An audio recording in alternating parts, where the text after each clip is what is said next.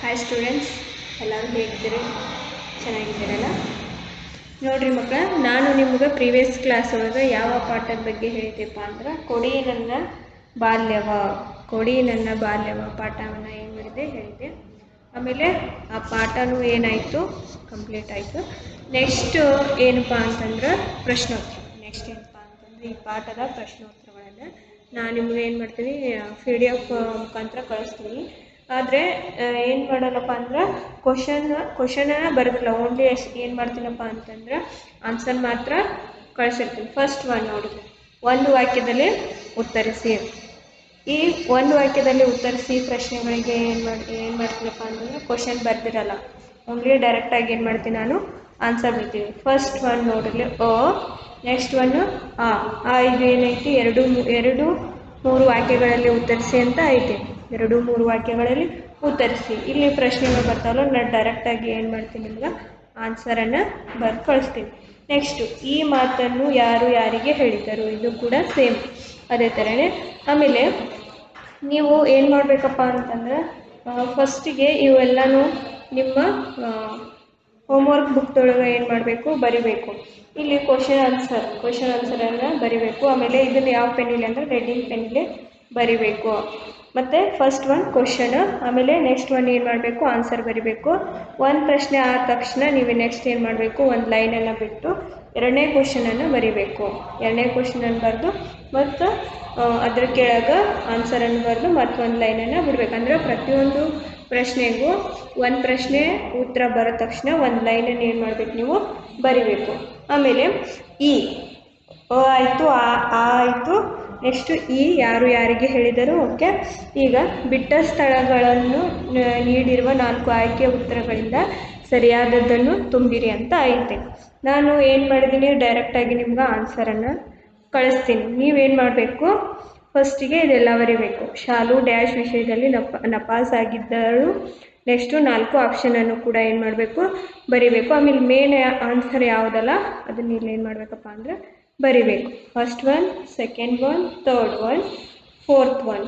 Okay, next ಇದು ಕೂಡ ನೀವೇನು ಮಾಡಬೇಕಪ್ಪ ಅಂದ್ರೆ ಅದೇ ಥರ ಬರಿಬೇಕು. ನೋಡ್ರಿ, ಸೆಕೆಂಡ್ ಒನ್, ರಾಜು ಮನೆಯಲ್ಲಿದ್ದ ಆಕಳ ಹೆಸರು ಗೌರಿ, ಗಂಗೆ, ತುಂಗೆ, ಭದ್ರೆ. ಯಾವುದು ಅಂತ ಗೊತ್ತೈತಿ ನಿಮ್ಗೆ? ಗೌರಿ. ನೆಕ್ಸ್ಟು ಇಲ್ಲಿ ಯಾವುದಪ್ಪ ಅಂದರೆ ಫಸ್ಟ್ ಒನ್ ಇಂಗ್ಲೀಷು. ನೆಕ್ಸ್ಟು, ನೀರು ಸ್ವಚ್ಛ ಇಲ್ಲದಿರೋದ್ರಿಂದ ಶಾಲು ಡ್ಯಾಶ್ ಹೋಗುವುದು ಬೇಡ ಎಂದು ಅವರ ತಂದೆ ಹೇಳಿದರು. ನೋಡ್ರಿ, ಶಾಲುವಿನ ತಂದೆ ಎಲ್ಲಿ ಹೋಗಬೇಡ ಅಂದ್ರೆ ಆಕೆಗೆ ನೆನ್ಪು ಮಾಡ್ಕೋರಿ, ಹಳ್ಳಿಗೆ, ಬೆಂಗಳೂರಿಗೆ, ಈಸಲು ರಾಜುವ ಮನೆಗೆ. ನೋಡ್ರಿ, ಇಲ್ಲಿಗೆ ನೀವು ಹೇಳ್ರಿ ಅದಕ್ಕೆ ಆನ್ಸರ್. ನೆಕ್ಸ್ಟ್, ಲಾಲ್ಬಾಗ್ ಡ್ಯಾಶ್ ನಗರದಲ್ಲಿದೆ. ಲಾಲ್ಬಾಗ್ ನೋಡ್ರಿ ಎಲ್ಲೈತಿ.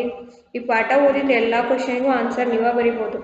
ನೋಡ್ರಿ, ಮೈಸೂರು, ಮಂಗಳೂರು, ಬೆಂಗಳೂರು, ಬೆಳಗಾವಿ. ಇದಕ್ಕೂ ಆನ್ಸರ್ ಏನು ಮಾಡಬೇಕು, ನೀವೇ ಹೇಳ್ರಿ. ನೆಕ್ಸ್ಟು, ಭಾಷಾಭ್ಯಾಸನೂ ಕೂಡ ಏನು ಮಾಡೈತಪ್ಪ ಅಂದ್ರೆ ನಿಮ್ಗೆ ಆನ್ಸರನ್ನು ಕಳಿಸೈತಿ. ಆಮೇಲೆ ಸ್ವಂತ ವಾಕ್ಯದಲ್ಲಿ ಉತ್ತರಿಸಿ. ಅಂದ್ರೆ ಸ್ವಂತ ವಾಕ್ಯದಲ್ಲಿ ಏನು ಮಾಡಬೇಕು, ಈ ಪದಗಳನ್ನು ಬಳಸಿ, ಇಲ್ಲಿರುವ ಪದಗಳನ್ನು ನಿಮ್ಮ ಸ್ವಂತ ವಾಕ್ಯದಲ್ಲಿ ಬಳಸಿ ಬರೆಯಿರಿ. ಅಂದರೆ ನಿಮ್ಮ ಓನ್ ಸೆಂಟೆನ್ಸ್ ಒಳಗೆ ಏನು ಮಾಡಬೇಕು, ಇದನ್ನು ಬರಿಬೇಕು. ಇವುಗಳಿಗೂ ಕೂಡ ನಾವು ಏನು ಮಾಡ್ತೀವಿ, ಆನ್ಸರನ್ನು ಕಳಿಸಿದ್ದೀನಿ. ಮತ್ತು ನೆಕ್ಸ್ಟ್ ಈ ಪದಗಳನ್ನು ಏನು ಮಾಡೋದು, ಬಿಡಿಸಿ ಬರೆಯೋದು. ಅಂದರೆ ಪ್ರತಿಯೊಂದು ಇದೊಂದು ನಿಮ್ಮ ಸ್ವಂತ ವಾಕ್ಯದೊಳಗೆ ಬರುತ್ತೆ. ಮದುವೆ ಮನೆಯಲ್ಲಿ ಸಡಗರ ಸಂಭ್ರಮದ ವಾತಾವರಣ ತುಂಬಿರುತ್ತದೆ. ಈ ಥರ ನಿಮ್ಮ ಸ್ವಂತ ವಾಕ್ಯದೊಳಗೆ ಬರುತ್ತೆ. ಒಂದು ಲೈನ್ ಬಿಟ್ಟಾದ್ಮೇಲೆ ಮತ್ತು ನೆಕ್ಸ್ಟ್ ಗೆಳೆತನ ಅಂತ ಬಂದು ಇದು ಸ್ವಂತ ವಾಕ್ಯದೊಳಗೆ ಬರೆದು. ಗೆಳೆತನ ಅಂತಂದ ಕೃಷ್ಣ ಮತ್ತು ಕುಚೇಲರ ಗೆಳೆತನ ತುಂಬ ಅವಿನಾಭಾವವಾದದ್ದು. ಹೌದಾ? ನೆಕ್ಸ್ಟ್ ಇದೇ ಥರ ನೀವು ಏನು ಮಾಡಬೇಕು, ಬರಿಬೇಕು. ನೆಕ್ಸ್ಟ್ ಇಲ್ಲಿರುವ ಪದಗಳನ್ನು ಬಿಡಿಸಿ ಬರೆಯಿರಿ ಅಂತಂದಾಗ ಕಣ್ಣೇನು, ನವಿಲುಗಣ್ಣ, ನೀವಿಬ್ಬರು, ಇವುಗಳಿಗೆಲ್ಲ ಏನು ಮಾಡೈತಿ, ಆನ್ಸರನ್ನು ಕಳಿಸ್ತೈತಿ. ಆಮೇಲೆ ವಿರುದ್ಧಾರ್ಥಕ ಪದಗಳು ಅಂತಂದಾಗ ಪಾಸು, ಫೇಲು. ನೆಕ್ಸ್ಟು ದೂರ ಅದ್ರ ವಿರುದ್ಧಾರ್ಥಕ ಪದ ಹತ್ತಿರ. ಹಳ್ಳಿ, ಪಟ್ಟಣ ಅಥವಾ ನಗರ. ನೆಕ್ಸ್ಟು ಮೃದು, ಕಠಿಣ. ನೆಕ್ಸ್ಟ್ ಸಾಧ್ಯ, ಅಸಾಧ್ಯ. ಸಣ್ಣ ಸಣ್ಣದು ವಿರುದ್ಧಾರ್ಥಕ ಪದ ದೊಡ್ಡದು. ಓಕೆ, ಈಗ ನಾನು ನಿಮಗೆ ಏನು ಹೇಳ್ತೀನಪ್ಪ ಅಂದ್ರೆ ಗ್ರಾಮರ್ ಪಾರ್ಟ್. ಪೇಜ್ ನಂಬರ್ ಎಷ್ಟಪ್ಪ ಅಂದ್ರೆ 37. ಪೇಜ್ ನಂಬರ್ ಎಷ್ಟಪ್ಪ ಅಂದ್ರೆ 37. ನೋಡ್ರಿ ಇಲ್ಲಿ ವ್ಯಾಕರಣ ಭಾಗ. ಈ ವ್ಯಾಕರಣ ಭಾಗ ಅಂತಂದಾಗ ನಿಮಗೆ ಬಂದಂತಹ ವ್ಯಾಕರಣ ಯಾವ್ದಪ್ಪ ಅಂತಂದ್ರೆ ಪದ.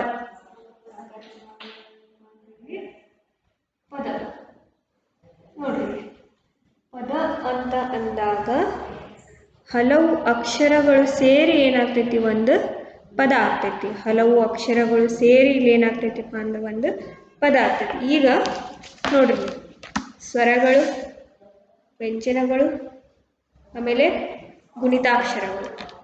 ಅಂದ್ರೆ ಸ್ವರಗಳು, ವ್ಯಂಜನಗಳು ಮತ್ತು ಗುಣಿತಾಕ್ಷರಗಳು ಇವೆಲ್ಲ ಏನಪ್ಪ ಅಂದ್ರೆ ಅಕ್ಷರಗಳು. ಈ ಅಕ್ಷರಗಳು ಸೇರಿ ಏನಾಗ್ತೈತಿಪ್ಪ ಅಂದ್ರೆ ಒಂದು ಪದ ಆಗ್ತೈತಿ. ಫಾರ್ ಎಕ್ಸಾಂಪಲ್ ಏನಪ್ಪ ಅಂತಂದ್ರೆ ಮ ಅನ್ನುವಂಥದ್ದು ಇಲ್ಲಿ ಏನಾಗ್ತೈತಿ, ಒಂದು ಅಕ್ಷರ. ಮ ಅನ್ನೋದಂತಂದ್ರೆ ಏನಿರಬೇಕು, ಒಂದು ಅಕ್ಷರ. ಇದಕ್ಕೆ ನಾವಿಲ್ಲಿ ನೇ ಅಂತ ಬರೆದಾಗ ಇಲ್ಲೇನಾಯ್ತು, ಇದೊಂದು ಪದ ಆಯ್ತು.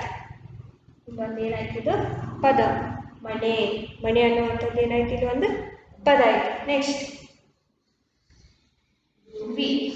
ವಿ ಅನ್ನುವಂಥದ್ದು ಏನಪ್ಪ ಅಂದ್ರೆ ಈ ಮನೆ ಅಂತಂದ್ರೆ ನಾವು ಏನಂತ ಕರಿತೀವಿ, ಗೃಹ ಅಂತ ನಾವು ಏನು ಮಾಡ್ತೀವಿ, ನಾವು ಮನೆಗೆ ಕರಿತೀವಿ. ಆಮೇಲೆ ವಾಸಸ್ಥಳ ಅಂತಲೂ ಕೂಡ ನಾವು ಏನು ಮಾಡ್ತೀವಿ, ಕರಿತೀವಿ.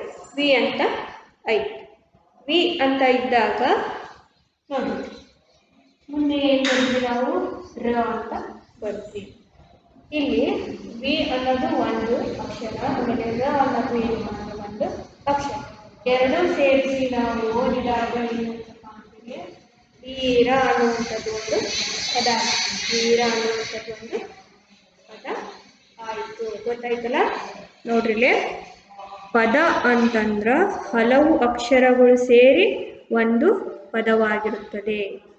ಹಲವು ಅಕ್ಷರಗಳು ಸೇರಿ ಏನಾಗ್ತೈತಪ್ಪ ಅಂದ್ರೆ ಒಂದು ಪದ ಆಗ್ತೈತೆ. ಹಲವು ಅಕ್ಷರಗಳು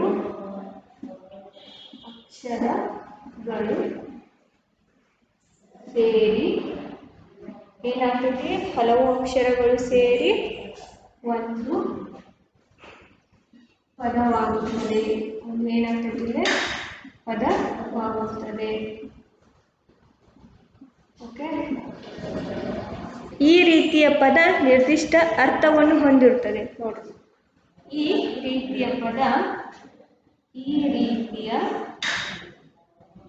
ಪದ ಏನಾಗ್ತೈತಪ್ಪ ಅಂತಂದ್ರೆ ನಿರ್ದಿಷ್ಟ ಅರ್ಥವನ್ನು ಹೊಂದಿರ್ತೈತಿ. ಈ ಪದಕ್ಕೆ ಏನಿರ್ತಾವಪ್ಪ ಅಂತಂದ್ರೆ ಅರ್ಥ ಇರ್ತೈತಿ. ಅಂದ್ರೆ ಆಗಲೇ ಹೇಳಿದ್ನಲ್ಲ, ಮನೆ ಅಂತಂದಾಗ ಅದಕ್ಕೆ ಏನಂತ ಕರಿತೀವಿ ನಾವು, ಗೃಹ ಅಥವಾ ವಾಸಸ್ಥಾನ ಅಂತ ಕರಿತೀವಿ. ಆಮೇಲೆ ವೀರ ಅಂತಂದಾಗ ಇದರ ಅರ್ಥ ಏನಾಗ್ತೈತಿ, ಶೂರ ಅಂತಲೂ ಕೂಡ ಆಗ್ತೈತಿ. ಇದೇ ಥರನೇ ಕೆಲವೊಂದಿಷ್ಟು ಉದಾಹರಣೆಗಳನ್ನು ನಾವು ಏನು ಮಾಡೋದಿಲ್ಲ ನೋಡೋಣ. ನೋಡಿ, ವೀರ ಇದಕ್ಕೆ ಅರ್ಥ ಏನಾಗ್ತೈತಪ್ಪ ಅಂದರೆ ಈ ಪದದ ಅರ್ಥ ಶೂರ ಅಂತಲೂ ಕೂಡ ಆಗ್ತೈತಿ. ಮತ್ತು ನೆಕ್ಸ್ಟು ಬೇರೆ ಬೇರೆ ಅರ್ಥಗಳು ಅಂತಂದಾಗ ಈಗ ನೋಡ್ರಿ, ಅಂಜು ಅಂತ ಇರ್ತೈತಿ. ಅಂಜು ಅಂತಂದಾಗ ಅಂಜು ಅಂತಂದಾಗ ಇಲ್ಲಿ ಏನಾಗ್ತೈತಿ, ಹೆದರು ಅನ್ನುವಂಥ ಅರ್ಥ ಕೂಡ ಇದಕ್ಕೆ ಬರ್ತೈತಿ. ಆಮೇಲೆ ನೆಕ್ಸ್ಟ್ ಏನಪ್ಪ ಅಂತಂದ್ರೆ ವಿಜಯ ಕೆಳದಿ. ನೆಕ್ಸ್ಟ್ ಏನಪ್ಪ ಅಂದ್ರೆ ಕೆಳದಿ,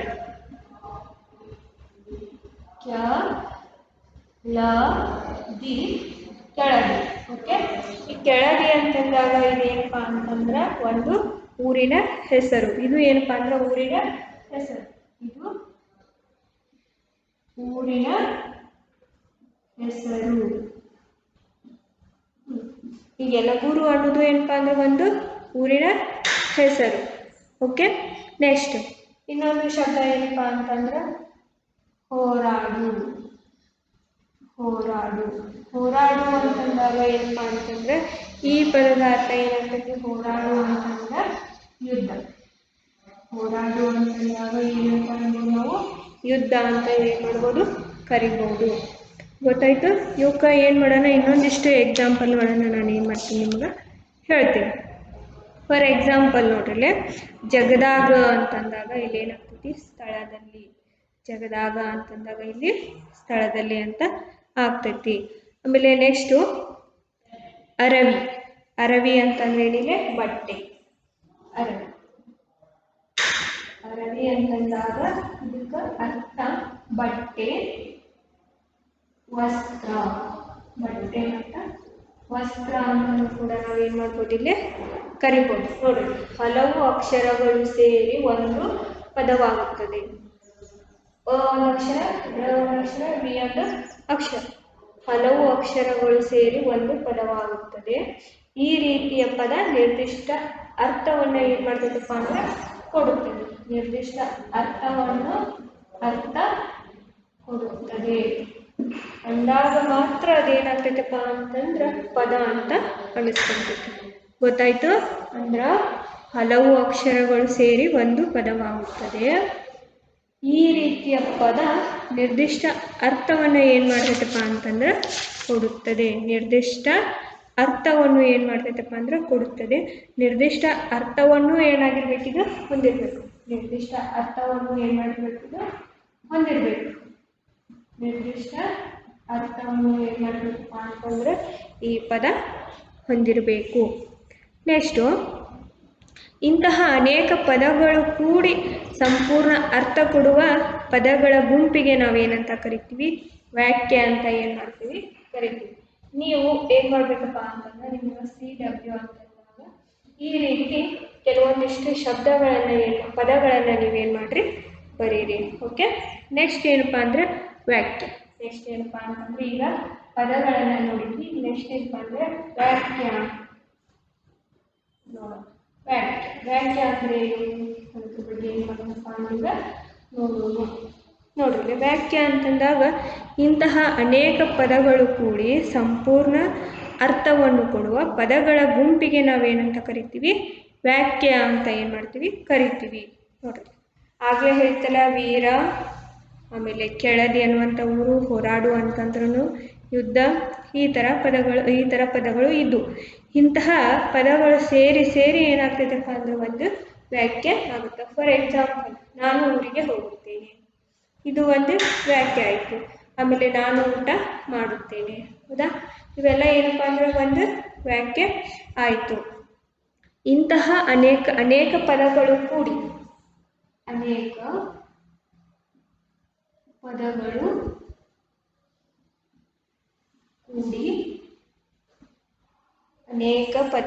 ಕೂಡಿ ಸಂಪೂರ್ಣ ಅರ್ಥವನ್ನು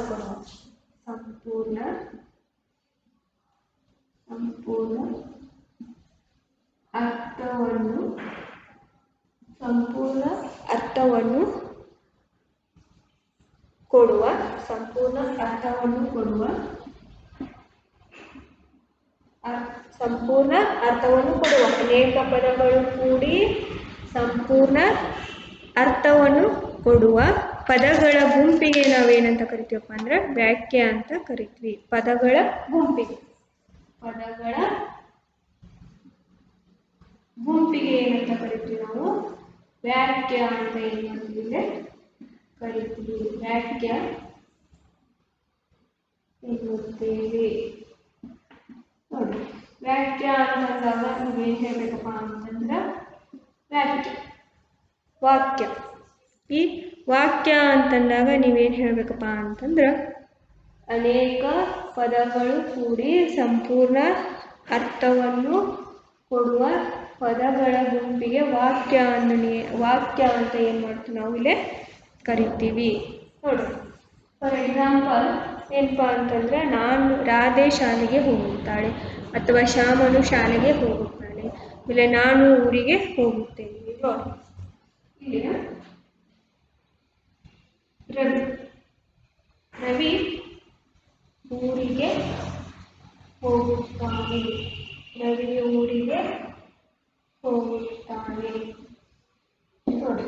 ರವಿ ಊರಿಗೆ ಹೋಗುತ್ತಾನೆ. ರವಿ ಅನ್ನೋದು ಒಂದು ಪದ, ಊರಿಗೆ ಅನ್ನುವಂಥದ್ದು ಒಂದು ಪದ, ಹೋಗುತ್ತಾನೆ ಅನ್ನೋದು ಒಂದು ಪದ. ಇದು ಪೂರ್ತಿ ಸೇರಿದಾಗ ಏನಾಯ್ತು? ಇಲ್ಲಿ ಒಂದು ವಾಕ್ಯ ಆಯಿತು. ಪ್ರತಿಯೊಂದಕ್ಕೂ ಏನಾಯ್ತಪ್ಪ ಅಂದ್ರೆ ಒಂದು ಅರ್ಥ ಆಯಿತು. ರವಿ ಅನ್ನೋದಕ್ಕೂ ಒಂದು ಅರ್ಥ, ಊರು ಅಂತ ಅನ್ನೋದಕ್ಕೂ ಒಂದು ಅರ್ಥ. ಆಮೇಲೆ ಇಲ್ಲಿ ಸ್ಥಳವನ್ನು ಹೇಳ್ತೀವಿ ನಾವು.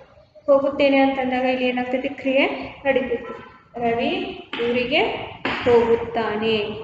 ರವಿ ಊರಿಗೆ ಹೋಗುತ್ತಾನೆ. First one example. ನೆಕ್ಸ್ಟ್ ಇನ್ನೊಂದು ವಾಕ್ಯ. ಆಕಳು ಕರುವಿಗೆ ಹಾಲು ಉಣಿಸುತ್ತದೆ. ಆಕಳು ಕರುವಿಗೆ ಹಾಲು ಉಣಿಸುತ್ತದೆ. ನೋಡಿ, ಆಕಳು ಕರುವಿಗೆ ಹಾಲು ಉಣಿಸಿತು ಅಥವಾ ಉಣಿಸುತ್ತದೆ. ನೋಡ್ರಿ, ಆಕಳು ಕರುವಿಗೆ ಹಾಲು ಉಣಿಸುತ್ತದೆ ಅಂತಂದಾಗ ಇಲ್ಲಿ ಆಕಳು ಒಂದು ಪ್ರಾಣಿ, ಹೌದಾ. ನೆಕ್ಸ್ಟ್ ಕರುವಿಗೆ, ಕರು ಅಂತಂದಾಗ ಈ ಆಕಳಿನ ಮರಿಗೆ ಏನಂತ ಕರಿತೀವಿ ನಾವು? ಕರು ಅಂತ ಕರಿತೀವಿ. ಹಾಲನ್ನ ಏನ್ ಮಾಡ್ತದೆ? ಅದು ಕುಡಿಸುತ್ತದೆ ಅಂತಂದ್ರೆ ಕುಡಿಸುತ್ತದೆ. ಇದಕ್ಕೊಂದು ಅರ್ಥ ಬರ್ತೈತದಿಲ್ಲ ಅಂದ್ರ ಅನೇಕ ಪದಗಳು ಕೂಡಿ ಸಂಪೂರ್ಣ ಅರ್ಥ ಕೊಡ್ತೈತಿ. ಇಲ್ಲಿ ಅರ್ಥ ಕೊಟ್ಟೆ ಕೊಡ್ತೈತಿ, ಹೌದಾ. ಈ ಕೊಟ್ಟಾಗ ಇವುಗಳಿಗೆ, ಈ ಗುಂಪುಗಳಿಗೆ ಏನಂತ ಕರಿತೀವಿ ನಾವು? ವಾಕ್ಯ ಅಂತ ಏನ್ ಮಾಡ್ತೀವಪ್ಪ ಅಂದ್ರ ಕರಿತೀವಿ. ನೆಕ್ಸ್ಟ್ ಏನಪ್ಪಾ ಅಂತಂದ್ರ ವಾಕ್ಯಗಳ ಪ್ರಕಾರಗಳು. ಈ ವಾಕ್ಯಗಳನ್ನ ನೋಡಿದ್ವಿ. ಈ ವಾಕ್ಯ ಒಳಗ ಏನ್ ಬರ್ತಾವಪ್ಪ ಅಂದ್ರ ಹಲವು ಪ್ರಕಾರಗಳು ಬರ್ತಾವ. ವಾಕ್ಯಗಳ ಪ್ರಕಾರಗಳು. ನೆಕ್ಸ್ಟ್ ಏನ್ ಮಾಡೋಣ? ವಾಕ್ಯಗಳ ಪ್ರಕಾರಗಳನ್ನ ಏನ್ ಮಾಡೋಣ ಅಂತ ನೋಡಿ. ವಾಕ್ಯಗಳ ಪ್ರಕಾರಗಳು. ವಾಕ್ಯಗಳ ಪ್ರಕಾರಗಳು ಅಂತಂದಾಗ ಯಾವ್ಯಾವ ಬರ್ತು ಅನ್ನೋದನ್ನ ನೋಡಿ. ವಾಕ್ಯಗಳ ಪ್ರಕಾರಗಳು. ಈ ವಾಕ್ಯಗಳ ಪ್ರಕಾರಗಳು ಅಂತಂದಾಗ ಫಸ್ಟ್ ಒನ್ ಯಾವ್ದು ಬರ್ತೈತಪ್ಪ ಅಂತಂದ್ರೆ ನಿಮ್ಗೆ ಪ್ರಶ್ನಾರ್ಥಕ ವಾಕ್ಯ. ಫಸ್ಟ್ ಒನ್ ಯಾವ್ದಪ್ಪ ಅಂದ್ರೆ ಪ್ರಶ್ನಾರ್ಥಕ ವಾಕ್ಯ. ಪ್ರಶ್ನಾರ್ಥಕ ವಾಕ್ಯ. ಈ ಪ್ರಶ್ನಾರ್ಥಕ ವಾಕ್ಯ ಅಂತಂದಾಗ ನಾವು ಇನ್ನೊಬ್ರಿಗೆ ಏನ್ ಮಾಡೋದು? ಕ್ವಶನ್ ಮಾಡಿ. ಇನ್ನೊಬ್ರಿಗೆ ಏನ್ ಮಾಡೋದಪ್ಪ ಅಂದ್ರೆ ಕ್ವಶನ್ ಮಾಡಿ. ಫಾರ್ ಎಕ್ಸಾಂಪಲ್ ಏನಪ್ಪಾ ಅಂತಂದ್ರೆ ಶ್ರೀಮತಿ ಸಾವಿತ್ರಿ ಯಾವ ಜಿಲ್ಲೆಯ ಅಧಿಕಾರಿಯಾಗಿದ್ದಾರೆ? ಶ್ರೀಮತಿ ಸಾವಿತ್ರಿ ಅವರು ಯಾವ ಜಿಲ್ಲೆ ಅಧಿಕಾರಿಯಾಗಿರ? ನಾವೇನ್ ಮಾಡೋದು? ಪ್ರಶ್ನೆ ಕೇಳೋದು. ಈಗ ನೋಡ್ರಿ, ನಮ್ಮ ದೇಶ ಯಾವುದು? ನಮ್ಮ ದೇಶ ಯಾವುದು ಪ್ರಶ್ನೆ ಕೇಳಿದ್ರಿ ನೀವು. ಅದಕ್ಕೇನು ಮಾಡ್ತೀರಿ ನೀವು? ಉತ್ತರ ಕೊಡ್ತೀರಿ. ಮತ್ತು ನೆಕ್ಸ್ಟು, ನಮ್ಮ ಭಾರತ ದೇಶ ಯಾವ ಖಂಡದಲ್ಲಿದೆ? ನಮ್ಮ ಭಾರತ ದೇಶ ಯಾವ ಖಂಡದಲ್ಲಿದೆ? ಇದು ಕೂಡ ಏನಾಗ್ತೈತಿ? ಒಂದು ಪ್ರಶ್ನೆ ಆಗ್ತೈತಿ. ಆಮೇಲೆ ನೆಕ್ಸ್ಟ್, ನಿಮ್ಮ ತಂದೆ ತಾಯಿಯ ಹೆಸರು ಏನು? ಇದು ಒಂದು ಕೂಡ ಏನಪ್ಪಾ ಅಂದ್ರೆ ಪ್ರಶ್ನೆ. ಈ ಥರ ಅಂದ್ರೆ ಇನ್ನೊಬ್ರ ಕಡೆಯಿಂದ ನಮ್ಗೆ ಏನಾಗಿರ್ತೈತಿ? ಉತ್ತರ ಬೇಕಾಗಿರ್ತೈತಿ. ಅವು ಏನಪ್ಪಾ ಅಂದ್ರೆ ಪ್ರಶ್ನಾರ್ಥಕ ವಾಕ್ಯ ಅಂತ ಏನು ಮಾಡ್ತೀವಿ ನಾವು ಕರಿತೀವಿ. ಪ್ರಶ್ನಾರ್ಥಕ ವಾಕ್ಯ ಅಂತ ಗೊತ್ತಾಯ್ತಲ್ಲ. ಇನ್ನೊಬ್ರ ಕಡೆಯಿಂದ ನಾವು ಏನು ಮಾಡ್ತೀವಪ್ಪ ಅಂದ್ರೆ ಉತ್ತರವನ್ನು ಪಡ್ಕೊತೀವಿ. ಇವುಗಳಿಗೆ ಏನು ಮಾಡ್ತೀವಪ್ಪ ಅಂದ್ರೆ ಪ್ರಶ್ನಾರ್ಥಕ ವಾಕ್ಯ. ಅಂದ್ರೆ ಯಾವ, ಯಾವುದು, ಎಲ್ಲಿ, ಹೇಗೆ, ಈ ಥರ ಏನು ಮಾಡ್ತೀವಿ? ಪ್ರಶ್ನೆಗಳನ್ನು ಕೇಳ್ತೀವಿ. ಮತ್ತು ನೆಕ್ಸ್ಟ್ ಏನಪ್ಪಾ ಅಂದ್ರೆ ಸಾದಾ ಅಥವಾ ಸಾಮಾನ್ಯ ವಾಕ್ಯ. ನೆಕ್ಸ್ಟ್ ಏನಪ್ಪ ಅಂದ್ರೆ ಸಾದಾ ಅಥವಾ ಸಾಮಾನ್ಯ ವಾಕ್ಯ. ಸಾದಾ ಅಥವಾ ಸಾಮಾನ್ಯ ವಾಕ್ಯ. ಈ ಸಾದಾ ಅಥವಾ ಸಾಮಾನ್ಯ ವಾಕ್ಯ ಅಂತಂದಾಗ ಶ್ರೀಮತಿ ಸಾವಿತ್ರಿ ರಾಯಚೂರು ಜಿಲ್ಲೆಯ ಜಿಲ್ಲಾಧಿಕಾರಿಗಳಾಗಿದ್ದಾರೆ ನೋಡಿ. ಅಲ್ಲೇ ಏನು ಮಾಡಿದ್ರೆ ಒಂದು ಪ್ರಶ್ನೆ ಕೇಳಿದ್ರು, ಶ್ರೀಮತಿ ಸಾವಿತ್ರಿ ಯಾವ ಜಿಲ್ಲೆಯವರಾಗಿದ್ದಾರೆ ಅಂತ. ಆಮೇಲೆ ಶ್ರೀಮತಿ ಸಾವಿತ್ರಿ ಅವರು ರಾಯಚೂರು ಜಿಲ್ಲೆಯ ಜಿಲ್ಲಾಧಿಕಾರಿಯಾಗಿದ್ದಾರೆ. ನೋಡ್ರಿ, ನಾವು ಈಗ ಏನಪ್ಪಾ ಅಂದ್ರೆ ಒಂದು ಸಾಮಾನ್ಯವಾಗಿ ಒಂದು ಪ್ರಶ್ನೆಯನ್ನು ಕೇಳಬಹುದು. ಅದು ಏನಪ್ಪಾ ಅಂದ್ರೆ ನಮ್ಮ ರಾಜ್ಯ ಯಾವುದು? ನಮ್ಮ ರಾಜ್ಯ ಯಾವುದು ಅಂತ ಕೇಳಿದಾಗ ನೀವು ಸರಳವಾಗಿ ಯಾವುದಂತ ಉತ್ತರ ಹೇಳ್ತೀರಿ? ನಮ್ಮ ರಾಜ್ಯ ಕರ್ನಾಟಕ ರಾಜ್ಯ ಅಂತ ಏನು ಮಾಡ್ತೀರಿ ನೀವು ಹೇಳ್ತೀರಿ. ನಮ್ಮ ರಾಜ್ಯ ಯಾವುದು ಅಂತ ಹೇಳ್ತೀರಿ? ನಮ್ಮ ರಾಜ್ಯ ಕರ್ನಾಟಕ ರಾಜ್ಯ ಅಂತ ನೀವೇನು ಮಾಡ್ತೀರಪ್ಪ ಅಂದ್ರೆ ಹೇಳ್ತೀರಿ. ಆಮೇಲೆ ನೆಕ್ಸ್ಟ್ ಏನಪ್ಪಾ ಅಂತಂದ್ರೆ ನಮ್ಮ ದೇಶದ ರಾಷ್ಟ್ರೀಯ ಪ್ರಾಣಿ ಯಾವುದು ಅಂತ ಏನು ಮಾಡೋಣ? ಕೇಳ್ತೀವಿ, ಪ್ರಶ್ನೆ ಕೇಳ್ತೀವಿ.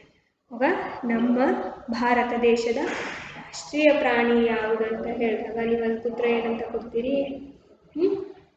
ನಮ್ಮ ಭಾರತ ದೇಶದ ರಾಷ್ಟ್ರೀಯ ಪ್ರಾಣಿ ಯಾವುದು ಅಂತ ಹೇಳ್ತೀರಿ? ಹುಲಿ ಅಂತ ಏನು ಮಾಡ್ತೀರಿ? ಹೇಳ್ತೀರಿ, ಹೌದಿಲ್ಲ? ಈ ಥರ ನಾವು ಏನು ಮಾಡ್ಬೋದು? ಪ್ರಶ್ನೆಗಳು. ಈಗ ನೋಡ್ರಿ, ಫಾರ್ ಎಕ್ಸಾಂಪಲ್ ನಿಮ್ಗೆ ಇದು ಪಾಠ ಐತಿ, ಕೊಡಿ ನನ್ನ ಬಾಲ್ಯವ ಅಂತ ಪಾಠ ಐತಿ. ಈ ಪಾಠದೊಳಗೆ ಈ ಪಾಠದ ಬಗ್ಗೆ ನಾವೆಲ್ಲಾನು ತಿಳ್ಕೊಬೇಕಪ್ಪ ಅಂತಂದ್ರೆ ನಾವೆಷ್ಟು ಅರ್ಕೊಂಡಿವಿ ಆ ಪಾಠ ಅನ್ನೋದಕ್ಕೆ ನಮ್ಗೆ ಹಿಂದೆ ಏನದಾವ ಕ್ವಶನ್ ಆನ್ಸರ್ ಅದಾವ ಹೌದಿಲ್ಲ. ಇಲ್ಲಿ ನೋಡ್ರಿ ಕ್ವಶನ್ ಆನ್ಸರ್ನ ಫಸ್ಟಿಗೆ ಏನು ಬಂದೈತಿ, ಶಾಲು ಪಾತರಗಿತ್ತಿ ಜೊತೆ ಏನೆಂದು ಕುಣಿದು ಹಾಡಿದಳು. ನೋಡ್ರಿ, ಶಾಲು ಪಾತರಗಿತ್ತಿ ಜೊತೆ ಏನೆಂದು ಕುಣಿದು ಹಾಡಿದಳು. ಅದಕ್ಕೆ ಏನು ಮಾಡ್ತೀರಿ ನೀವು, ಉತ್ತರವನ್ನು ಹುಡುಕ್ತೀರಿ. ಉತ್ತರವನ್ನು ಏನು ಮಾಡ್ತೀರಿ, ಹುಡುಕ್ತೀರಿ. ಹಾಂ ಸಿಕ್ಕಿ ಸಿಕ್ಕಿ ಅವ್ವ ಏನ ಚಂದವ್ವ ಈ ಪಾತರಗಿತ್ತಿ ಅಂತ ಏನು ಮಾಡ್ತಾಳಕಿ ಹೇಳಿ, ಪಾತರಗಿತ್ತಿ ಪಕ್ಕ ನೋಡಿದೇನ ಅಕ್ಕ, ಹಸಿರು ಅಚ್ಚೆ ಚುಚ್ಚಿ ಮೇಲಕ್ಕರ್ಶಿನ ಹಚ್ಚಿ, ಏನು ಬಣ್ಣ ಬಣ್ಣ ನಡುವೆ ನವಿಲ ಗಣ್ಣ, ರೇಸಿಮೆ ಪಕ್ಕ ನಯ ಮುಟ್ಟಲಾರೆ ಭಯ. ಈ ಥರ ಈ ಪ್ರಶ್ನೆಗೆ ಏನು ಮಾಡಿದ್ರಿ ನೀವು, ಉತ್ತರವನ್ನು ಹುಡುಕಿದ್ರಿ. ಈಗ ಸಾಮಾನ್ಯ ವಾಕ್ಯ ಅಂತಂದಾಗ, ಈ ಸಾಮಾನ್ಯ ವಾಕ್ಯ ಅಂದ್ರೆ ನಾನು ನಿಮಗೆ ಏನು ಮಾಡಿದೆ, ನಮ್ಮ ರಾಷ್ಟ್ರೀಯ ಪ್ರಾಣಿ ಯಾವುದು, ಹುಲಿ ಅಂತ ಏನು ಮಾಡ್ತು ಹೇಳ್ತು. ಆಮೇಲೆ ಪ್ರಶ್ನೆ ಕೇಳಿದಾಗ ಅದಕ್ಕೆ ಉತ್ತರ ಹೇಳಿದ್ವಿ. ಮತ್ತು ಇದೇ ಥರನ ಕ್ವಶನ್ನು ಆಮೇಲೆ ಸಾದಾ ಏನು ಮಾಡ್ತೀವಿ ನಾವು, ಈಗೆಲ್ಲ ಮಾತಾಡ್ತೀವಿ ನೋಡ್ರಿ, ಇದು ಎಲ್ಲ ಏನಪ್ಪ ಅಂತಂದ್ರೆ ಸಾದಾ ಸಾಮಾನ್ಯ ವಾಕ್ಯ ನೋಡ್ರಿ. ನಾನು ಬರುತ್ತೇನೆ, ಹೌದಾ. ಆಮೇಲೆ ನೆಕ್ಸ್ಟ್ ಏನಪ್ಪ ಅಂತಂದ್ರೆ ನೆಕ್ಸ್ಟ್ ಯಾವ ವಾಕ್ಯ ಹೇಳ್ಬೋದಪ್ಪ ಅಂದ್ರೆ, ಔರಂಗಜೇಬನ ಕೋಪಕ್ಕೆ ಹೆದರಿ ರಾಜರು ರಕ್ಷಣೆ ನೀಡಲು ನಿರಾಕರಿಸಿದರು. ನೋಡ್ರಿ, ಔರಂಗಜೇಬನ ಕೋಪಕ್ಕೆ ಹೆದರಿ ರಾಜರು ರಕ್ಷಣೆ ನೀಡಲು ನಿರಾಕರಿಸಿದರು. ಇದು ಒಂದು ಕೂಡ ಏನಾಗ್ತೈತಪ್ಪ ಅಂದ್ರೆ ಒಂದು ಸಾದಾ ಅಥವಾ ಸಾಮಾನ್ಯ ವಾಕ್ಯಕ್ಕೆ ಉದಾಹರಣೆ ಆಕೈತಿ. ಆಮೇಲೆ ನಾನು ಇವತ್ತು ಬೆಳಿಗ್ಗೆ ಉಪಹಾರವನ್ನು ಸೇವಿಸಿದೆ ಅಂದರೆ, ಉಪಹಾರ ಅಂತಂದ್ರೆ ಏನಂటే ಟಿಫನ್. ನಾನು ಬೆಳಿಗ್ಗೆ ಏನು ಮಾಡಿದೆ, ಉಪಹಾರವನ್ನು ಸೇವಿಸಿದೆ. ಆಮೇಲೆ ನಾನು ಬೆಳಿಗ್ಗೆ ಸುಮಧುರವಾದ ಸಂಗೀತವನ್ನು ಆಲಿಸಿದೆ ಅಂತಂದರೆ ನಾನು ಕೇಳಿದೆ ಅಂತ. ಇವೆಲ್ಲ ಏನಪ್ಪ ಅಂದ್ರೆ ನಾವು ಕ್ಯಾಶುವಲ್ ಆಗಿ ಏನು ಮಾತಾಡ್ತೀವಲ್ಲ, ಇವೆಲ್ಲ ಆಲ್ಮೋಸ್ಟ್ ಆಲ್ ಸಾಮಾನ್ಯ ವಾಕ್ಯಗಳು ಬರ್ತಾವ. ಅದು ಇನ್ನೊಬ್ಬರಿಗೆ ಪ್ರಶ್ನೆ ಮಾಡಿದಾಗ ಅದೇನಾಗ್ತೈತಿ, ಪ್ರಶ್ನಾರ್ಥಕ ವಾಕ್ಯ ಆಗ್ತೈತಿ. ನೆಕ್ಸ್ಟ್ ಏನಪ್ಪ ಅಂದ್ರೆ ಭಾವಸೂಚಕ. ನೆಕ್ಸ್ಟ್ ಏನು, ಭಾವಸೂಚಕ ವಾಕ್ಯಗಳು. ಈ ಭಾವಸೂಚಕ ವಾಕ್ಯ ಅಂತಂದಾಗ ಏನಾದರೂ ಮನಸ್ಸಿಗೆ ಆನಂದ ಕೊಡುವಂಥದ್ದು, ಗಾಬರಿ ಕೊಡುವಂಥದ್ದು, ಅವಾಗ ನಮ್ಮ ಭಾವನೆಗಳನ್ನು ಏನು ಮಾಡ್ತೀವಿ ನಾವು ವ್ಯಕ್ತಪಡಿಸ್ತೀವಿ. ಅದು ಏನಪ್ಪ ಅಂತಂದ್ರೆ ಭಾವಸೂಚಕ ವಾಕ್ಯ. ಈಗ ನೋಡ್ರಿ, ಫಾರ್ ಎಕ್ಸಾಂಪಲ್ ಈಗ ಒಬ್ಬ ವಿದ್ಯಾರ್ಥಿ ಇರ್ತಾನೆ, ಅವರು ನಮ್ಮ ಕ್ಲಾಸ್ಮೇಟು ಏನೋ ಆಗಿರ್ತಾರೆ. ಅವ್ರು ಏನಪ್ಪ ಅಂತಂದ್ರೆ ಪ್ರೈಮರಿ ಒಳಗೆ ಏನಿರ್ತಪ್ಪ ಅಂದ್ರೆ ಅಷ್ಟು ಬರೆಯೋಕೆ ಬರ್ತಿರಂಗಿಲ್ಲ. ಮುಂದೆ ಏನಾಗ್ತಾರಪ್ಪ ಅಂದ್ರೆ ಓದಿ ಮುಂದೆಲ್ಲ ಸತತ ಪ್ರಯತ್ನ ಪಟ್ಟು ಇಡೀ ಸ್ಟೇಟಿಗೂ ಅಥವಾ ಇಡೀ ರಾಜ್ಯಕ್ಕೂ ರ್ಯಾಂಕ್ ಬಂದು ನೆಕ್ಸ್ಟ್ ಏನಾಗ್ತಾರಪ್ಪ ಅಂದ್ರೆ ಒಂದು IAS ಅಥವಾ IPS ಅಧಿಕಾರಿ ಉನ್ನತ ಹುದ್ದೆಗಳು ಇರ್ತಾರೆ. ಇವಾಗ ನಮ್ಮ ಕ್ಲಾಸ್ಮೇಟ್ ಎಷ್ಟು ಈಗ ಏನಾಗೇನಪ್ಪ ಅಂತಂದ್ರೆ ಉನ್ನತ ಅಧಿಕಾರಿ ಆಗಿನಲ್ಲ ಅಂತ ಏನು ಮಾಡ್ತೀವಿ ನಾವಲ್ಲೇ ನಮ್ಮ ಗಾಬರಿ ಭಾವನೆಯನ್ನು ಸೂಚಿಸ್ತೀವಿ. ಆಮೇಲೆ ನೆಕ್ಸ್ಟ್ ಇನ್ನೊಂದು ಏನಪ್ಪ ಅಂತಂದ್ರೆ, ಇಲ್ಲೇ ಸುಂದರವಾದ ಒಂದು ಗುಲಾಬಿ ಹೂವನ್ನು ನೋಡಿರ್ತೀವಿ. ಓಹೋ, ಈ ಗುಲಾಬಿ ಹೂ ಎಷ್ಟು ಸುಂದರವಾಗಿದೆ. ಈಗ ನೋಡಿದ ತಕ್ಷಣ ನಮ್ಗೆ ಏನಾಗ್ತೈತಿ, ಅದನ್ನು ನೋಡಿದಾಗ ಖುಷಿ ಬರ್ತೈತಿ. ನಮ್ಮ ಭಾವನೆಯನ್ನು ಅಲ್ಲಿ ಏನು ಮಾಡ್ತೀವಿ ನಾವು ವ್ಯಕ್ತಪಡಿಸ್ತೀವಿ. ಅದು ಏನಪ್ಪ ಅಂತಂದ್ರೆ ಭಾವಸೂಚಕ ಅಂತ ಏನು ಅನ್ನಿಸ್ಕೊತೈತಪ್ಪ ಅಂದ್ರೆ ಕರೆಸ್ಕೊತೈತಿ. ಈಗ ನೋಡಿರಿ, ಈಗ ಏನಾಗ್ತಿರ್ತೈತಿ, ಇಲ್ಲೊಂದು ಹಾವು ಹೋಗ್ತಿರ್ತೈತಿ. ಹಾವು ಹೋಗ್ಬೇಕಪ್ಪ ಅಂತಂದ್ರೆ ಅಲ್ಲಿ ಗಾಬರಿಯಿಂದ ನಾವು ಹಾವು ಅಂತ ಏನು ಮಾಡ್ತೀವಿ ನಾವು ಅದನ್ನು ಗಾಬರಿಯಾಗಿ ನಮ್ಮ ಭಾವನೆಗಳನ್ನು ಗಾಬರಿ ರೀತಿ ಭಾವನೆಗಳನ್ನು ನಾವು ಏನು ಮಾಡ್ತೀವಿ ಸೂಚಿಸ್ತೀವಿ. ಈಗ ಒಂದೇನೋ ಇಲ್ಲೇ ಒಂದು ಫಾಲ್ಸ್ ಬೀಳತೈತೆ ಅಂತ ತಿಳ್ಕೊಳಿ. ಇಲ್ಲೇ ಒಂದು ಏನಾಗ್ತೈತಿ, ಫಾಲ್ಸ್ ಬೀಳತೈತಿ. ಆ ಫಾಲ್ಸ್ ಬೀಳಬೇಕಾದ್ರೆ ಅದನ್ನು ನೋಡಿ ನಮಗೆ ಖುಷಿ ಆಗ್ತೈತಿ. ವಾವ್ ಅಂಥೇಳಿ ನಾವೇನು ಮಾಡ್ತೀವಿ, ಹೇಳ್ತೀವಿ. ವಾವ್ ಅಂತ ನಾವೇನು ಮಾಡ್ತೀವಿ, ಅಲ್ಲೇ ಹೇಳ್ತೀವಿ. ಅಂದರೆ ಅದನ್ನು ನೋಡಿ ನಮ್ಗೆ ಏನಾಗಿರ್ತೈತಿ, ಖುಷಿ ಆಗಿರ್ತೈತಿ. ಅದಕ್ಕೆ ನಾವೇನು ಮಾಡ್ತೀವಪ್ಪ ಅಂದ್ರೆ ಅಂತ ಏನು ಮಾಡ್ತೀವಿ, ಈ ಥರ ನಮ್ಮ ಭಾವನೆಗಳನ್ನು ವ್ಯಕ್ತಪಡಿಸ್ತೀವಲ್ಲ, ಅದು ಏನಪ್ಪ ಅಂದ್ರೆ ಭಾವಸೂಚಕ ವಾಕ್ಯ. ನೆಕ್ಸ್ಟ್ ಏನಪ್ಪ ಅಂದ್ರೆ ಆಜ್ಞಾರ್ಥಕ ವಾಕ್ಯ.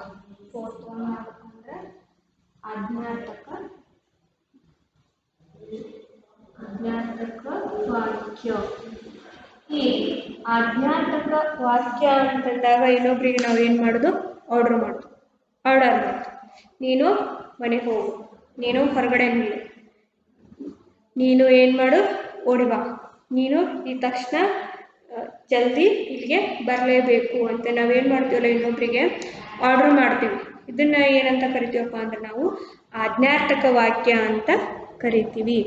ಈಗ ನೋಡ್ರಿ, ಫಾರ್ ಎಕ್ಸಾಂಪಲ್ ಈಗ ಏನಾಯ್ತಪ್ಪ ಅಂತಂದ್ರೆ ಒಬ್ಬವ ಏನು ಮಾಡಿರಂಗಿಲ್ಲ, ಮಗು ಊಟಕ್ಕೆ ಭಾಳ ಹಠ ಮಾಡ್ತಿರ್ತಾನೆ. ಈಗ ಹಠ ಮಾಡ್ತಿರ್ತಾನೆ, ಅವಾಗ ಏನು ಮಾಡ್ತೀನಿ, ಮಸ್ಟ್ ಈಗ ನೀ ಏನು ಮಾಡಬೇಕು, ಊಟ ಮಾಡ್ಬೇಕಂತ ನಾವೇನು ಮಾಡ್ತೀವಿ, ಇಲ್ಲೇ ಆರ್ಡರ್ ಮಾಡ್ತೀವಿ. ಅಂದ್ರೆ ಕೆಲವೊಮ್ಮೆ ಏನಾಗ್ತೈತಿ, ಬಹಳ ಮುದ್ದು ಮಾಡಿದ್ರೆ ಅವ್ರು ಕೆಲಸ ಮಾಡೋದಿಲ್ಲ. ಅದ್ರ ಸಂಬಂಧ ಏನು ಮಾಡ್ಬೇಕಲ್ಲೇ ಆರ್ಡರ್ ಮಾಡಬೇಕು. ಇನ್ನೇನು ಆಮೇಲೆ ಅದರ ಥರನೇ ಹೋಮ್ವರ್ಕ್ ನೋಡ್ರಿ, ನೀವು ಏನು ಮಾಡಬೇಕು, ಹೋಮ್ವರ್ಕ್ ನೀನು ಮಾಡ್ಕೊಂಡು ಬರಬೇಕು ಅಂತ ನಾವೇನು ಮಾಡ್ತೀವಿ, ಇಲ್ಲೇ ಆರ್ಡರ್ ಮಾಡ್ತೀವಿ. ಅಂದರೆ ಹೇಳಿದ್ದನ್ನ ಅಂದರೆ ನಾವು ಹೇಳಿದ್ದನ್ನ ಅವ್ರು ಏನು ಮಾಡಬೇಕಲ್ಲೇ ಪಾಲಿಸ್ಬೇಕು. ಇದು ಎಲ್ಲ ಎಕ್ಸಾಂಪಲ್ ಅಷ್ಟೇ. ಇದೆಲ್ಲ ಏನಪ್ಪ ಅಂದ್ರೆ ಎಕ್ಸಾಂಪಲ್. ಇವುಗಳನ್ನು ನಾವೇನು ಮಾಡ್ತೀವಿ, ದಿನನಿತ್ಯ ಬಳಸ್ಕೊತೀವಿ. ನಮ್ಮ ದಿನನಿತ್ಯ ಮಾತಿನಲ್ಲಿ ಏನು ಮಾಡ್ಕೊತೀವಪ್ಪ ಅಂದ್ರೆ ಬಳಸ್ಕೊತೀವಿ. ಇವುಗಳೆಲ್ಲ ಏನಪ್ಪ ಅಂತಂದ್ರೆ ಪದದಿಂದ ಇಷ್ಟೆಲ್ಲ ಬಂತು ನೋಡ್ರಿ. ಪದ ಅಂತಂದಾಗ ಹಲವು ಅಕ್ಷರ ಸೇರಿ ಏನಾಗ್ತೈತಿ, ಇಲ್ಲಿ ಒಂದು ಪದ ಆಗ್ತೈತಿ. ಹಲವು ಅಕ್ಷರ ಸೇರಿ ಏನಾಗ್ತೈತಪ್ಪ ಅಂತಂದ್ರೆ ಒಂದು ಪದ ಆಗ್ತೈತಿ. ಈ ರೀತಿಯ ಪದ ಏನಾಗ್ತೈತಪ್ಪ ಅಂದ್ರೆ ನಿರ್ದಿಷ್ಟ ಅರ್ಥವನ್ನ ಹೊಂದಿರಬೇಕು. ಆಮೇಲೆ ನಿರ್ದಿಷ್ಟ ಅರ್ಥವನ್ನ ಏನು ಮಾಡ್ತೈತಪ್ಪ ಅಂದ್ರೆ ಈ ಪದ ಕೊಡ್ತೈತಿ. ನೋಡ್ರಿ, ಎಕ್ಸಾಂಪಲ್ ಆಗಲೇ ಹೇಳಿದೆ ನಿಮ್ಗೆ, ವೀರ, ಕೆಳದಿ, ಹೋರಾಡು. ಈ ವೀರ ಅಂತಂದಾಗ ಶೂರ ಅಂತ ಅರ್ಥ, ಕೆಳದಿ ಅಂತಂದಾಗ ಹೆಸರು, ಊರಿನ ಹೆಸರು. ಆಮೇಲೆ ಯಲಗೂರು ಅನ್ನೋದು ಏನಪ್ಪ ಅಂದ್ರೆ ನಿಮ್ದು ಊರಿನ ಹೆಸರು. ಹೋರಾಡು ಅಂತಂದಾಗ ಈ ಪದದ ಅರ್ಥ ಏನಾಗ್ತೈತಪ್ಪ ಅಂತಂದ್ರೆ ಯುದ್ಧ ಅಂತ ಅರ್ಥ ಕೊಡ್ತೈತಿ. ಇಂತಹ ಅನೇಕ ಪದಗಳು ಕೂಡಿ ಸಂಪೂರ್ಣ ಅರ್ಥವನ್ನು ಕೊಡುವ ಪದಗಳ ಗುಂಪು. ಈ ಅನೇಕ ಪದಗಳು ಏನಾಗ್ತಾವ, ಕೂಡ್ತಾವ. ಈ ಕೂಡಿ ಸಂಪೂರ್ಣವಾಗಿ ಏನಾಗ್ತೈತಪ್ಪ ಅಂದ್ರೆ ಅರ್ಥವನ್ನು ಕೊಡ್ತೈತೆ. ಆಗಲೇ ನಿಮ್ಗೆ ಎಲ್ಲಾನು ಬಿಡಿಸಿ ಹೇಳಿ. ಅವು ಯಾವಪ್ಪ ಅಂತಂದ್ರೆ ಫಾರ್ ಎಕ್ಸಾಂಪಲ್, ರಾಧೆ ಶಾಲೆಗೆ ಹೋಗುತ್ತಾಳೆ. ನೋಡ್ರಿ, ರಾಧೆ ಶಾಲೆಗೆ ಹೋಗುತ್ತಾಳೆ. ಆಕಳು ಕರುವಿಗೆ ಹಾಲು ಉಣಿಸುತ್ತದೆ. ಆಮೇಲೆ ರವಿ ಶಾಲೆಗೆ ಹೋಗುತ್ತಾನೆ. ಆಮೇಲೆ ಸುಮಧುರವಾಗಿ ಹಾಡುತ್ತಾಳೆ. ಆಮೇಲೆ ಕಿರಣ್ ಉತ್ತಮವಾಗಿ ನೃತ್ಯ ಮಾಡುತ್ತಾನೆ. ಇವೆಲ್ಲ ಏನಾಗ್ತಾವಪ್ಪ ಅಂತಂದ್ರೆ ಸಾಮಾನ್ಯ ವಾಕ್ಯಗಳು ಆಗ್ತಾವ. ಈ ವಾಕ್ಯಗಳ ಪ್ರಕಾರಗಳು ಅಂತಂದಾಗ ನಿಮಗೆ ಬಂದಿರತಕ್ಕಂಥವು ಎಷ್ಟು ಬರ್ತಾವಪ್ಪ ಅಂದ್ರೆ 4. ಈ 4 ವಾಕ್ಯಗಳು ಅಂತಂದಾಗ ಫಸ್ಟ್ ಒನ್ ಪ್ರಶ್ನಾರ್ಥಕ, ಆಮೇಲೆ ಸೆಕೆಂಡ್ ಒನ್ ಸಾಮಾನ್ಯ ವಾಕ್ಯ, ಆಮೇಲೆ ಭಾವಸೂಚಕ ವಾಕ್ಯ, ಆಜ್ಞಾರ್ಥಕ ವಾಕ್ಯ. ಈ ಪ್ರಶ್ನಾರ್ಥಕ ವಾಕ್ಯ ಅಂತಂದಾಗ ಇನ್ನೊಬ್ರಿಗೆ ನಾವೇನು ಮಾಡ್ತೀವಿ, ಪ್ರಶ್ನೆ ಮಾಡೋದು. ಇನ್ನೊಬ್ರಿಗೆ ಏನು ಮಾಡೋದಪ್ಪ ಅಂದ್ರೆ ಪ್ರಶ್ನೆ ಮಾಡೋದು, ಅಥವಾ ಪ್ರಶ್ನೆಗಳಿಗೆ ಉತ್ತರಗಳನ್ನು ನಾವು ಏನು ಮಾಡೋದಪ್ಪ ಅಂದ್ರೆ ಅವರಿಂದ ಯಾಚಿಸುವುದು. ನೀನು ಇವತ್ತು ಊರಿಗೆ ಹೋಗುತ್ತೀಯಾ, ನೀನು ಇವತ್ತು ಊರಿಗೆ ಹೋಗುತ್ತೀಯಾ ಅಂತಂದಾಗ ಅವ್ರ ಕಡೆಯಿಂದ ನಮಗೆ ಏನು ಬರ್ತೈತಿ, ಉತ್ತರ ಬರ್ತೈತಿ. ನಾನು ಇವತ್ತು ಊರಿಗೆ ಹೋಗ್ತೀನಿ ಅಂತಲೂ ಹೇಳ್ಬೋದು, ಇಲ್ಲ ಅಂತಲೂ ಕೂಡ ಅವ್ರು ಏನು ಮಾಡ್ಬೋದು, ಹೇಳ್ಬೋದು. ಮತ್ತು ನೆಕ್ಸ್ಟು, ರವಿ ಶಾಲೆಗೆ ನಾಳೆ ಹೋಗುತ್ತಾನೆಯೇ, ರವಿ ಶಾಲೆಗೆ ನಾಳೆ ಹೋಗುತ್ತಾನೆಯೇ. ಇದು ಏನಪ್ಪ ಅಂದ್ರೆ ಪ್ರಶ್ನೆ. ಏನಂತ ಹೇಳ್ಬೋದು, ರವಿ ಇನ್ನೊಬ್ರು ನಾವೇನು ಮಾಡ್ತೀವಿ, ಕೇಳ್ತೀವಿ, ರವಿ ಶಾಲೆಗೆ ಹೋಗ್ಬೋದು ಅಥವಾ ಇಲ್ಲ ಅಂದ್ರೆ ಇಲ್ಲ. ಆಮೇಲೆ ನೆಕ್ಸ್ಟು ಏನಪ್ಪ ಅಂತಂದ್ರೆ ಗಾಂಧೀಜಿಯವ್ರ ಬಗ್ಗೆ ಒಂದು ಪ್ರಶ್ನೆ ಕೇಳಬೇಕಪ್ಪ ಅಂತಂದ್ರೆ ಗಾಂಧೀಜಿಯವರನ್ನು ನಾವು ಏನಂತ ಕರಿತೀವಿ, ಗಾಂಧೀಜಿಯವರನ್ನು ನಾವು ಏನಂತ ಕರಿತೀವಪ್ಪ ಅಂದ್ರೆ ರಾಷ್ಟ್ರಪಿತ ಮಹಾತ್ಮ ಗಾಂಧೀಜಿ ಅಂತ ನಾವೇನು ಮಾಡ್ತೀವಿ, ಕರಿತೀವಿ. ಈ ಥರ ಹಲವಾರು ಪ್ರಶ್ನೆಗಳಾಗ ಹೇಳಿದೆ ನಿಮ್ಮ ಪಾಠದೊಳಗೆ ಪ್ರಶ್ನೆಗಳು ಬಂದಿರ್ತವೆ. ಇವೆಲ್ಲ ಏನಪ್ಪ ಅಂದ್ರೆ ಪ್ರಶ್ನಾರ್ಥಕ. ಈ ಪ್ರಶ್ನಾರ್ಥಕ ಅಂತಂದಾಗ ಇದರ ರಚನೆ ಯಾವ ಥರ ಬರ್ತೈತಿ, ಈ ಥರ ಬರ್ತೈತಿ. ಏನಪ್ಪ ಅಂದ್ರೆ ಪ್ರಶ್ನಾರ್ಥಕ ಚಿಹ್ನೆ. ಪ್ರಶ್ನಾರ್ಥಕ ಚಿಹ್ನೆ. ಈ ಸಾಮಾನ್ಯ ವಾಕ್ಯ ಅಂತಂದಾಗ ಈ ವಾಕ್ಯಕ್ಕೆ ಏನು ಮಾಡ್ತೀವಿ ಅಂದ್ರೆ ಪೂರ್ಣ ಆದಾಗ ಒಂದು ಫುಲ್ ಪಾಯಿಂಟ್ ಅನ್ನ ಲಾಸ್ಟಿಗೆ ಏನು ಮಾಡ್ತೀವಿ ನಾವು ಕೊಡ್ತೀವಿ. ವಾಕ್ಯ ಪೂರ್ತಿ ಆದಾಗ ಅದು ಒಂದು ವೇಳೆ ವಾಕ್ಯ ಪೂರ್ತಿ ಆಗಲಿಲ್ಲ ಅಂದ್ರೆ ಕಾಮ. ಆಮೇಲೆ ಇದ್ರ ಬಗ್ಗೆ ಸಾಕಷ್ಟು ವಿವರಣೆ ಐತೆ, ಅದು ನಿಮಗೆ ಶಾರ್ಟ್ ಆಗಿ ಗೊತ್ತಾಗಲಿ ಅಂತೇಳಿ ಸಂಕ್ಷಿಪ್ತವಾಗಿ ಏನು ಮಾಡತ್ತೀನಿ ನಿಮಗೆ ಹೇಳ್ತೀನಿ. ಇವುಗಳಿಗೆಲ್ಲ ಡೆಫಿನೇಷನ್ ಅಂದ್ರೆ ಪ್ರಶ್ನಾರ್ಥಕ ವಾಕ್ಯ ಅಂದ್ರೇನು, ಸಾದಾ ಸಾಮಾನ್ಯ ವಾಕ್ಯ ಅಂದ್ರೇನು, ಭಾವಸೂಚಕ ವಾಕ್ಯ ಅಂದ್ರೇನು, ಆಜ್ಞಾರ್ಥಕ ವಾಕ್ಯ ಅಂದ್ರೆ ಏನು ಅನ್ನೋದಕ್ಕೆ ನಾನು ನಿಮ್ಗೆ ಏನು ಮಾಡ್ತೀನಿ ಅಂದ್ರೆ ಒಂದು PDF ಅನ್ನು ಕಳಿಸ್ತೀನಿ. ಆಮೇಲೆ ಭಾವಸೂಚಕ, ಈ ಭಾವಸೂಚಕ ಚಿಹ್ನೆ ಅಂತಂದಾಗ ಈ ಥರ ಭಾವಸೂಚಕ ಚಿಹ್ನೆ ಇದು ಪ್ರಶ್ನಾರ್ಥಕ, ಇದು ವಾಕ್ಯ ಪೂರ್ಣವಾದಾಗ. Full font. ಆಮೇಲೆ ವಾಕ್ಯಗಳನ್ನು ಬಳಸಿ ಅದು ಸಂದರ್ಭಕ್ಕೆ ತಕ್ಕಂಗೆ ಏನು ಮಾಡ್ತೀವಿ ನಾವು ಕೆಲವೊಂದಿಷ್ಟು ಚಿಹ್ನೆಗಳು ಬರ್ತಾವೆ, ಆ ಚಿಹ್ನೆಗಳನ್ನು ಹಾಕಬೇಕಾಗ್ತದೆ. ಆಮೇಲೆ ನೆಕ್ಸ್ಟ್ ಏನಪ್ಪ ಅಂತಂದ್ರೆ ಆಜ್ಞಾರ್ಥಕ. ನೆಕ್ಸ್ಟ್ ಏನಪ್ಪ ಅಂದ್ರೆ ಆಜ್ಞಾರ್ಥಕ ಅಂತಂದಾಗ ಇನ್ನೊಬ್ಬರಿಗೆ ಏನು ಮಾಡೋದು ನಾವು ಆರ್ಡ್ರ್ ಮಾಡೋದು. ಇನ್ನೊಬ್ರಿಗೆ ಏನು ಮಾಡೋದು ಆರ್ಡ್ರ್ ಮಾಡೋದು. ನೀನು ಊಟ ಮಾಡಲೇಬೇಕೀಗ, ನೀನು ಊಟವನ್ನು ಏನು ಮಾಡಬೇಕು ಮಾಡಲೇಬೇಕು. ನೋಡ್ರಿ ಮಕ್ಕಳ, ಇಷ್ಟೆಲ್ಲ ಏನಾಯ್ತಪ್ಪ ಅಂತಂದ್ರೆ ಇದು ನಿಮಗೆ ಗ್ರಾಮರ್ ಪಾರ್ಟ್. ಪದ, ವಾಕ್ಯ, ವಾಕ್ಯದ ಪ್ರಕಾರಗಳು. ಈ ಎಲ್ಲವನ್ನು ಏನು ಮಾಡಬೇಕಪ್ಪ ಅಂತಂದ್ರೆ ನಿಮ್ಮ CW ಬುಕ್ ಒಳಗೆ ಬರೀಬೇಕು. CW ಬುಕ್ ಒಳಗೆ ಬರೀಬೇಕು.